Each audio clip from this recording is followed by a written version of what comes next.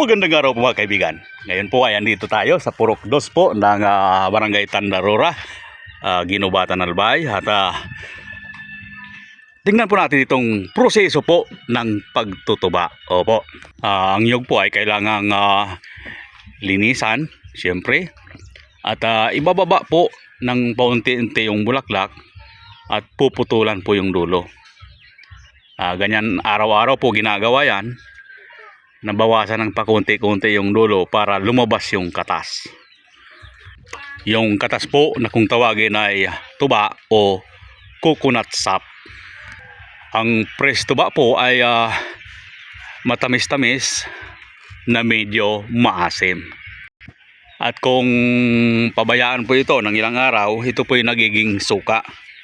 Opo, isa po sa posibleng maging produkto ng tuba. At yung isang produkto naman ay ginagawang alak. Opo. May tatlong klase po ng alak. Ang una yung ginagawa pong lambanog. Distilled tuba po yan na matapang, 40 hanggang 45% po ang alcohol content. At tinagurian pong coconut vodka ng Pilipinas. Ang isa naman ay tinatawag pong bahalina. Aged tuba po na kulay pula o brown.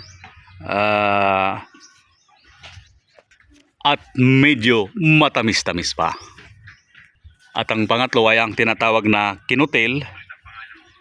Tuba po na hinaluan po ng balat ng tungog tree para mas pulang-pula at matapang. At ang iba-iba pong tawag nito,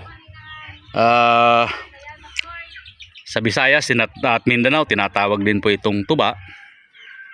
At sa Luzon ang tawag dito po ay laksoy. At sa Bicol tinatawag po itong sirang. At sa iba naman ay tuba. At sa Indonesia at Malaysia ang tawag po rito ay tuak. Kung mapapansin nyo po, yan yung dulo po ng bulaklak, lahat po nilalabasan ng katas.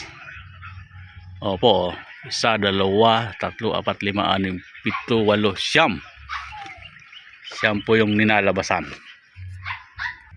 Dito ay isa lang kasi may balot pa po.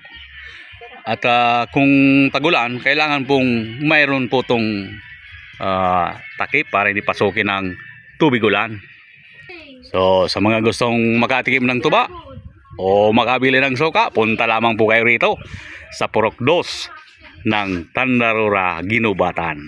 At dito po ito sa tahanan po ni Mr. Manuelana, ang magtutuba po ng Tandarura. Araw-araw may produkto yan. Siyempre. Siyempre.